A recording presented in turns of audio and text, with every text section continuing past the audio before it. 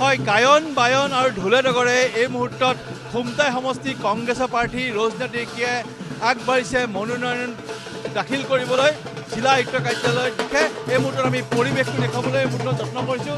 এই মুহূৰ্তত মূৰত ৰজনা ডেকী আছে আৰু চাওক তেওঁ দলীয় সমৰ্থকসকললৈ এই ধৰণে তেওঁ ৰেলী কৰি তেওঁ এতিয়া এই মুহূৰ্তত জিলা আয়ুক্ত কাৰ্যালয় অভিমুখে আছে। মই এই মুহূৰ্তত তেওঁৰ পৰা মন্তব্য ল'বলৈ যত্ন কৰিম। আজিৰ দিনটোতে কেইবাগৰাকী হেভিৱেট প্ৰাৰ্থীয়ে তেওঁলোকে মনোনয়ন দাখিল কৰিব।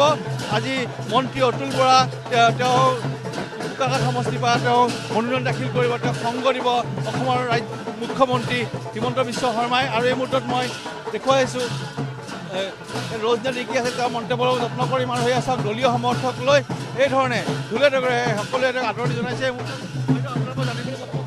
মনোনয়ন দাখিল কৰিব গৈছে, শুভেচ্ছা জনাইছোঁ। কেনেকুৱা পৰিৱেশ হ'ব এইবাৰ, কেনেকুৱা হ'ব নিৰ্বাচন? ধন্যবাদ জ্ঞাপন কৰিছোঁ। এইবাৰ নিৰ্বাচনটো আপোনালোকে দেখিছে, সকলো ৰাইজ দলে বলে ওলাই আহিছে।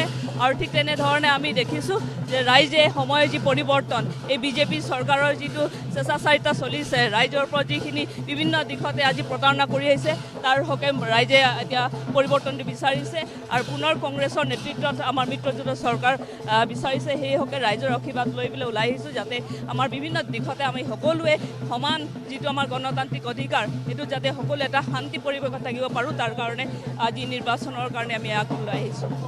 শক্তিশালী কেণ্ডিডেট এগেইনষ্টত আপোনাৰ এইবাৰ নিৰ্বাচনী যুঁজখন হ'ব, মৃণাল শইকীয়াৰ বিৰুদ্ধে যুঁজ হ'ব।